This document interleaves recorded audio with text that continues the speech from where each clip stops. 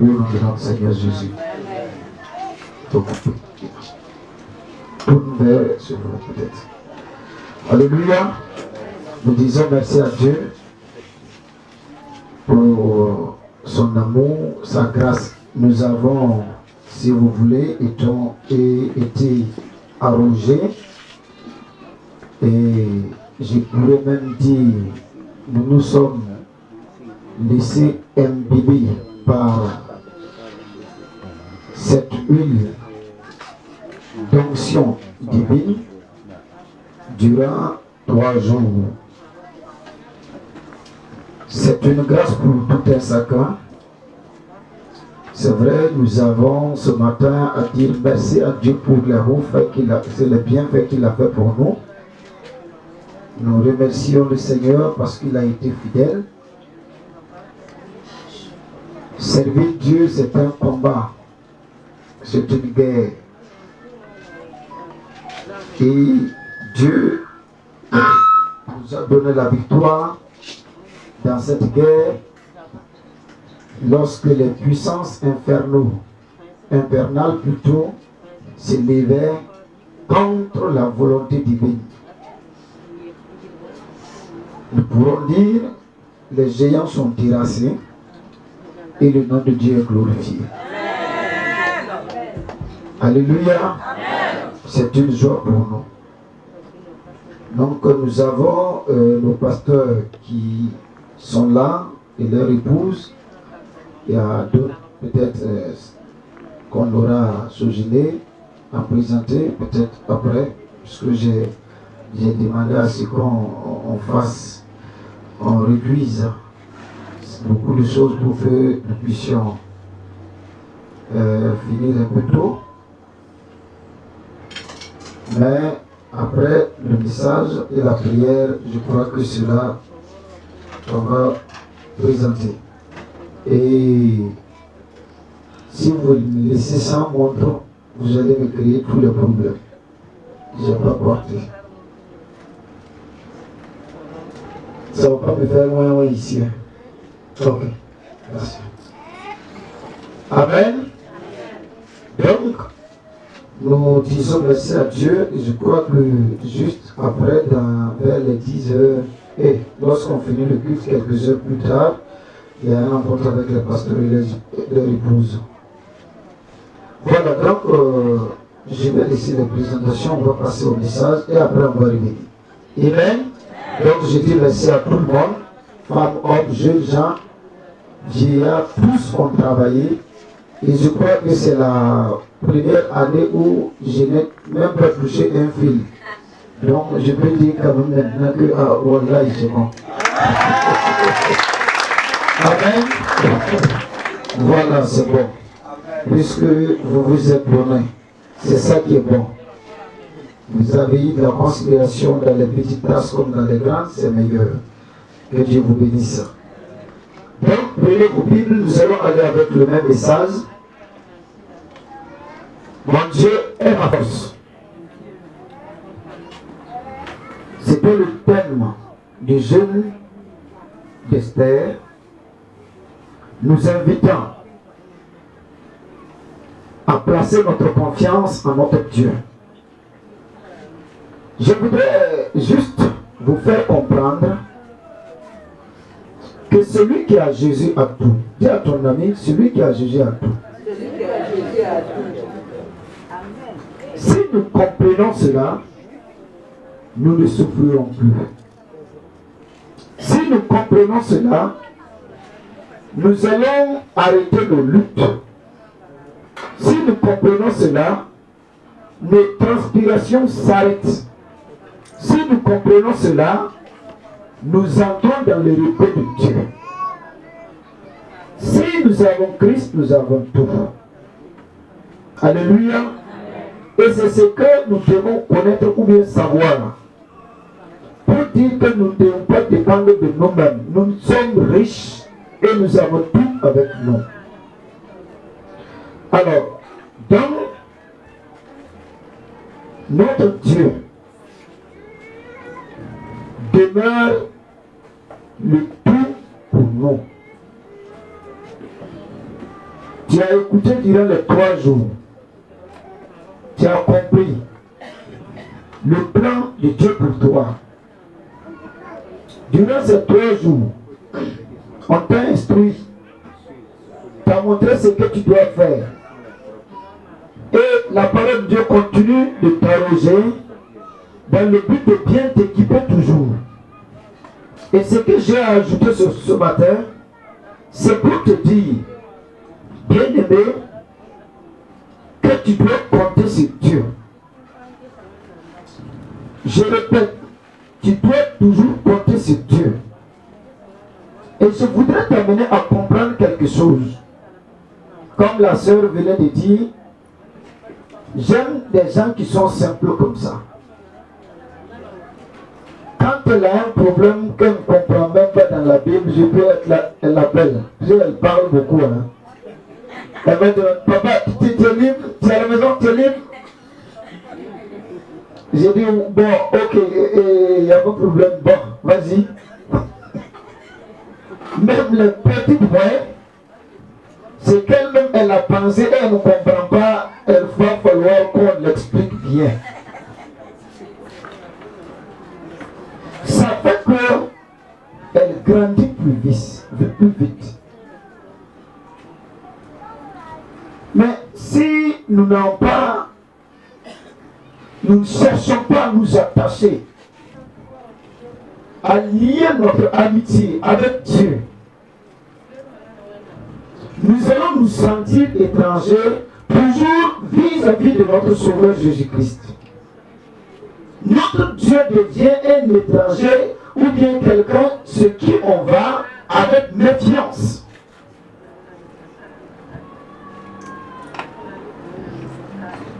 Mais si nous travaillons sur notre intimité, notre relation, je répète, ton intimité avec Dieu, ta relation avec Dieu, permettra en tout temps à Dieu d'agir dans ta vie. C'est propre. Dieu cherche un ami. Toi aussi, il est prêt.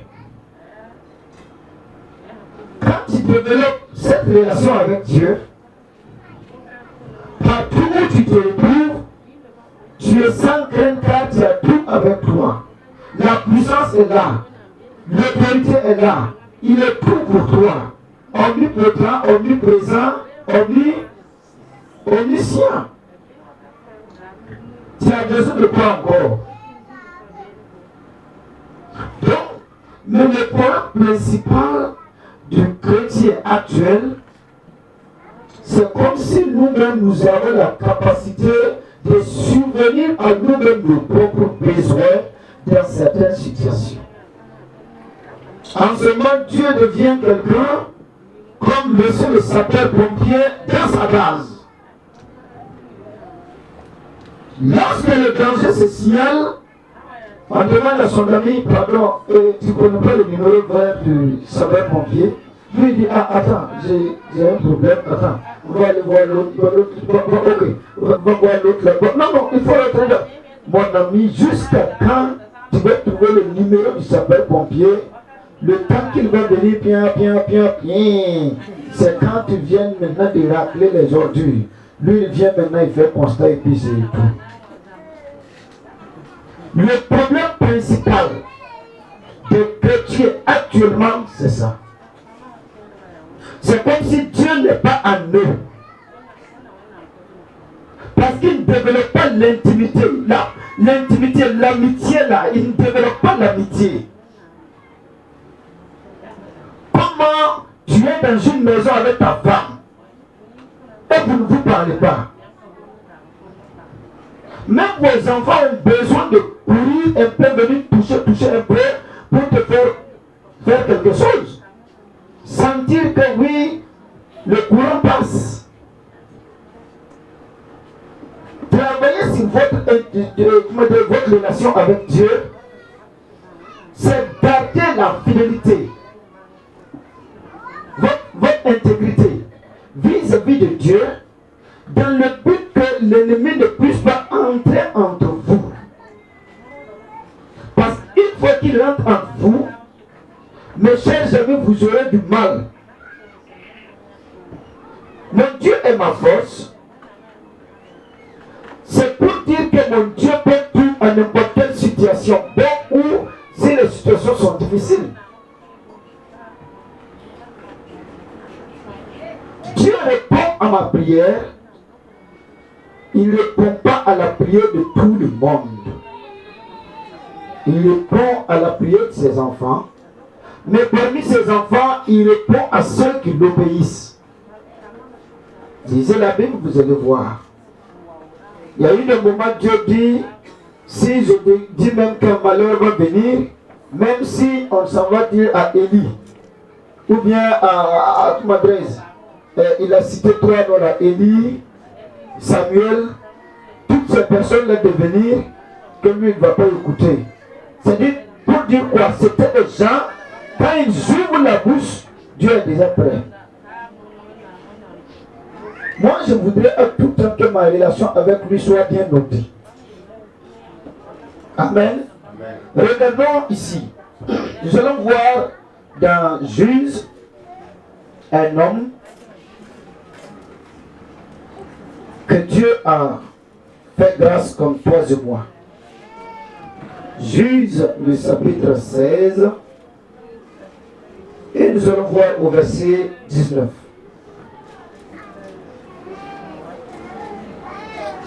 C'est un monsieur du nom de Samson. Voici le verset 19 qui dit, vous pouvez lire à partir du verset 1er jusqu'à la fin pour mieux comprendre. Elle est dormie sur ses genoux, ayant appelé un homme. Elle rasa les 7 tresses de la tête de Samson et commença à le dompter. Il perdit sa force. Elle dit alors, les Philistins sont sur toi, Samson. Et il se réveilla de son sommeil et dit, je mentirai comme les autres fois et je me dégagerai. Il ne savait pas que l'Éternel s'était retiré de lui. Voici un brave homme, béni de Dieu, un homme de Dieu. Du nom de Samson. Son nom est merveilleux, le petit soleil. Comme toi, tu peux te donner tous les noms. Et la Bible nous en donne. Tu es un prince, tu es le fils de Dieu, tu es le bien-aimé de Dieu. Alors, tout ça, ce sont les noms que Dieu t'a donnés. Samson naît avec une mission. La mission de Samson est d'aller détruire l'adversaire afin de libérer le peuple d'Israël. Sa naissance si miraculeuse.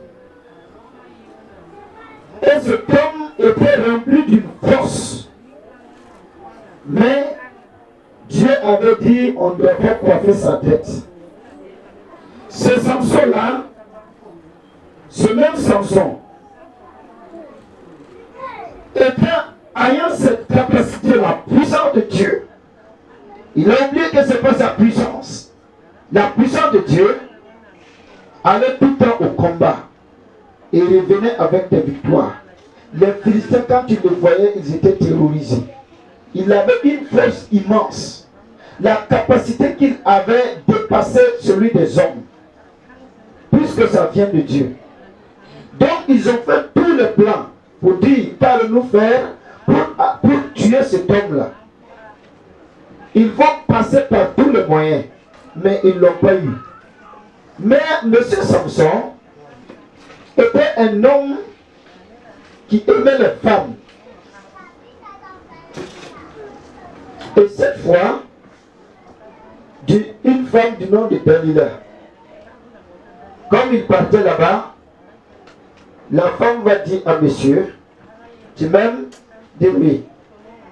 Mais je sais que même si tu fais gym, tu ne peux pas avoir cette force-là.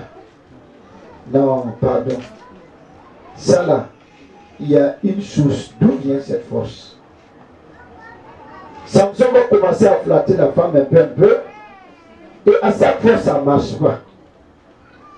Mais la femme va oppresser Samson.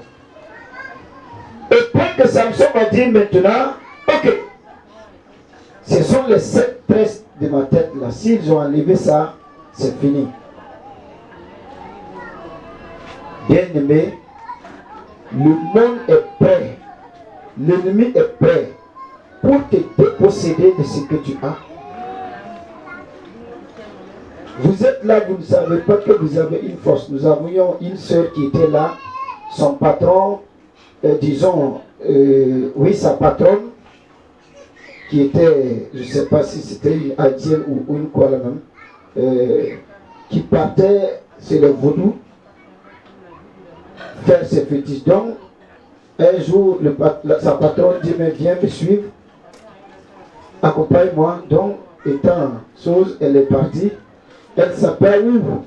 Le patron va avec sa voiture arriver.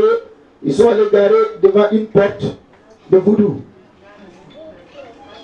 Et la patronne dit, bon, descends, accompagne-moi. Après, elle ne sait pas. Quand elle rentre, monsieur l'homme du voodoo qui est dans sa chambre, très vite, je crois, quitte ici, venez pour toi, quitte ici. Automatiquement, le monsieur a commencé à chercher la jeune fille. Pourquoi? Ce qui est dans la jeune fille là est plus puissant que ce qui est dans toute sa maison. Mais le chrétien ne sait pas qu'il y a quelque chose en lui. Que la force de son Dieu réside en lui. Monsieur, le son n'est pas bon. Il n'a pas cette capacité divine là qui est en lui là, il néglige. Et Satan, très vite, par sa ruse, peut passer par des trucs éphémères pour te pousser à quitter cela. Ensuite, il quitte ça, vient de mettre à tout perdu. L'ennemi t'a gagné. C'est ça. Si vous ne comprenez pas que c'est quand vous êtes avec Dieu que vous avez la capacité, l'ennemi va faire autrement. Amen. Donc, Samson aussi était là. Il a pris à la légère et a dit, bon, il n'y a pas de problème. Voici mon secret. On t'a flatté une fois, ça n'a pas marché. 2 fois, ça n'a pas marché. Toi, tu ne sais pas qu'on veut te tuer. Tu ne sais pas. Mais leur volonté, l'ennemi est comme ça. L'ennemi t'amène jusqu'à ce que la convoitise, à un certain temps, tu deviens quelqu'un qu'on peut plus arrêter. Tu es prêt pour les conséquences. Faites très attention quand l'ennemi commence à vous amener à convoiter les choses. Petit à petit, plus tard, tu vas dire, je m'en fous de ce qui va arriver après. Je le vends. Dès que vous sentez les pressions, le plan de l'adversaire dans votre vie, reculez. Arrière de moi, Satan. Séparez-vous. Tu dois te séparer. Il n'y a pas amitié. Je dis bien, il n'y a pas amitié. On se sépare. C'était très simple. Se séparer d'Elila, qui n'est pas la seule femme. Tu poses trop de questions. Vois là-bas. Je n'aime pas une femme curieuse. C'est pas fini. Mais au lieu d'être là, toi tu acceptes facilement. Et voilà, quand la Bible dit quand ils ont coupé les cheveux de sa tête, que s'est-il passé? La femme dit maintenant, les Philistins sont arrivés. Ils se disent, ouais, cette fois. Et la Bible dit, ils ne savaient pas que Dieu s'était retiré. Si Dieu nous quitte, si le Saint-Esprit nous quitte, nous avons tout perdu. Je voudrais vous dire, comme conseil, gardez jalousement la présence de Dieu dans votre cœur. Amen. Que ni l'or, ni l'argent, ni les choses que ce monde vous présente, qui semblent être beaux, qui semblent briller, ne puissent vous amener à négliger cette capacité que Dieu a mis en vous. Car il y a des situations dans lesquelles tu voudrais t'en défaire, mais tu ne pourras pas. Sans Dieu, vous ne pouvez rien faire. Jésus a dit, sans moi, vous ne pouvez rien faire. On ne joue pas avec ce qu'on ne joue pas. Il y a des choses aujourd'hui on joue, on rit. J'ai trouvé des gens qui sont devenus âgés et qui pleurent. Ils ont joué avec leur vie dans le christianisme. Plus tard, à la fin de leur vie, les conséquences viennent maintenant et les torpillent. Ils sont là, c'est des regrets. Qui t'a dit? Quand tu faisais là, on te parle, tu dis, tu t'en fous. C'est ta vie. Vis ta vie, monsieur. L'apôtre Paul dit, mange et bois, demain tu mourras. C'est très simple. Vaut mieux préserver ta relation avec Dieu en marchant humblement dans l'obéissance. Dieu est amour. Mais le diable sait qu'une fois qu'il entre toi et ton Dieu et vous sépare, c'est fini pour toi. Tu vas l'appeler, il ne va pas venir. Des situations difficiles, il ne va pas venir. Il y a des temps où la sécurité, Dieu ne viendra pas prendre ta sécurité en charge. Dieu ne viendra pas. Il y a des moments, il y a d'autres personnes qui sont poursuivies. Mais ils ne peuvent pas. Tu vas faire comment? Tu ne peux pas. Tu ne peux pas. Tu es obligé de rester où tu es. Alors, bien-aimé, je vous demande de travailler sur votre relation avec Dieu. Prends Dieu comme ton meilleur ami. Par le Saint-Esprit, cause avec lui. Les petits problèmes comme les grands problèmes, parle avec lui. Il s'intéresse à ça. Et si tu veux connaître, il te fera connaître. Dieu est humble. Sois aussi humble. Et vous allez vous entendre. Et toute situation, Dieu va lui régler. Alors donc, regardez le psaume 131. Psaume 131. Regardez ce que nous dit la Bible. Il dit ici, je voudrais que à partir du verset 2, le verset 2, loin de là, j'ai l'âme calme et tranquille comme un enfant sévré qui est auprès de sa mère. J'ai l'âme comme un enfant sévré. Un enfant sévré, sa confiance est où? Ses yeux sont sur qui? Sa maman. Tu peux séparer cet enfant avec sa maman.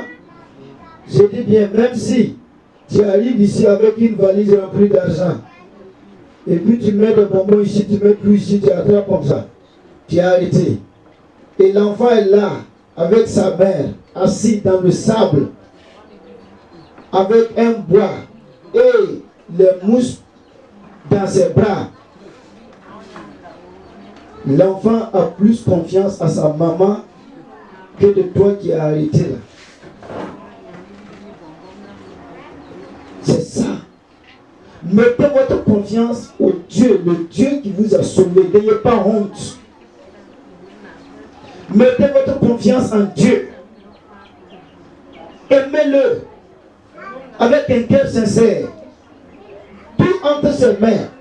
Dites-lui tout ce que vous avez besoin. Il peut, il se suffit à lui-même. C'est par là, Dieu va ouvrir vos portes. Dieu va bénir tout un chacun. Donc, pour dire à chacun, soyons humbles.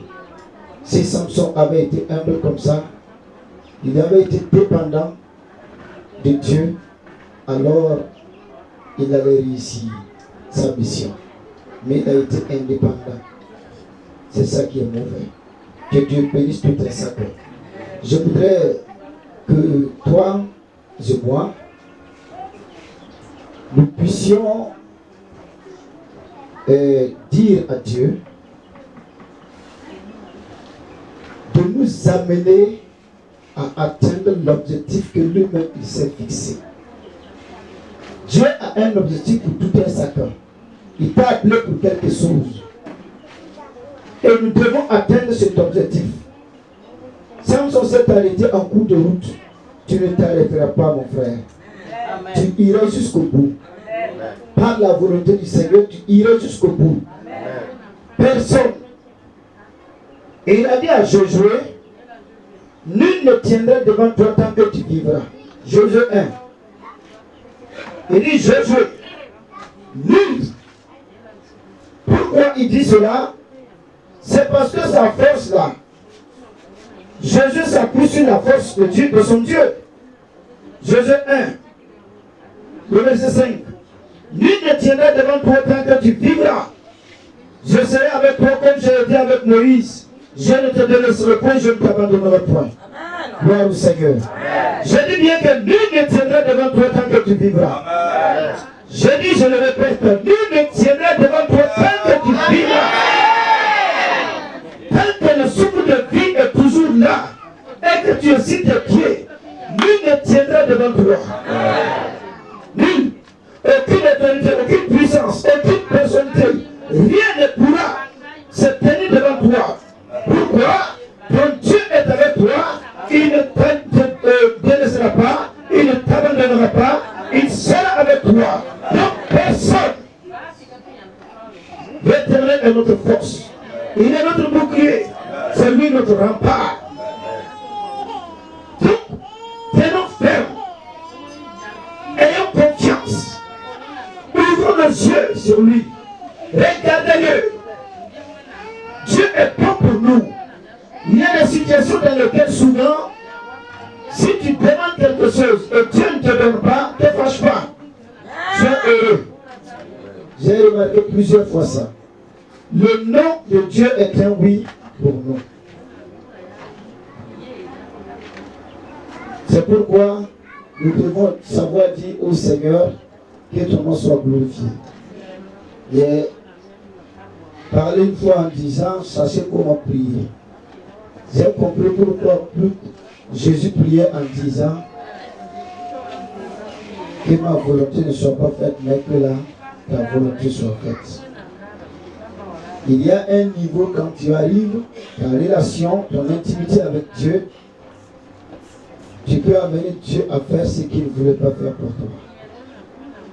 Mais ça ne va pas t'aider. Je dis bien que ça ne va pas t'aider. Donc, il y a par moments, quand tu le demandes, il s'était dit lui, oh, que ta volonté soit faite. Merci Seigneur, ne permets pas que ma volonté soit faite. Quand moi je veux ça, mais bon, comme tu ne désires pas, fais ce qui est bon. Parce que ce que tu vas prendre, peut-être te détruira demain. Ne l'oblige pas. Il t'aime. Je dis bien qu'il t'aime. Parmi nous qui sommes ici, tous ceux qui ont des enfants, je vois des gens aller payer des poupées, des jouets, des machins pour leurs enfants. Mais je n'ai jamais vu quelqu'un qui a dit, ah, mon enfant aime le couteau. Il dit, il s'en va payer, il dit, aiguiseur, aiguise-moi bien propre ça, mon enfant aime le couteau. Tiens. Non. Même si l'enfant pleure pour prendre le couteau qui est là, tu diras, que tu dis vite. Ton Père, Dieu, connaît les jouets qu'il peut te donner. Il connaît que d'autres sont le couteau. Ne l'oblige pas. Je dis bien, ne l'oblige pas. Amen. C'est ça. Notre maturité nous amène à connaître le cœur de notre Dieu. Il permet à chacun de connaître que Dieu nous aime. Et l'amour qu'il a avec nous n'a rien à comparer avec quoi d'autre. Alléluia. Donc, bénissez le Seigneur en tout temps. Louez-le. Et Dieu vous donnera tout ce qui est meilleur pour vous. Dieu vous ouvrira des portes et des portes de bénédiction. Car la Bible déclare dans Proverbe 10, il dit, La bénédiction de l'Éternel ne fait suivre d'aucun sacré. Au temps convenable, quand Dieu te bénit, il n'y a pas de sacré dedans. Il n'y a pas de pleurs dedans. Il n'y a pas de comment je vais faire dedans. Il n'y a pas de poison dedans. C'est une vraie bénédiction. Alléluia. Donc nous allons lui dire merci. Alors à chaque fois, bénissons le Seigneur. Dans ta maison, bénis le Seigneur. Et nous debout.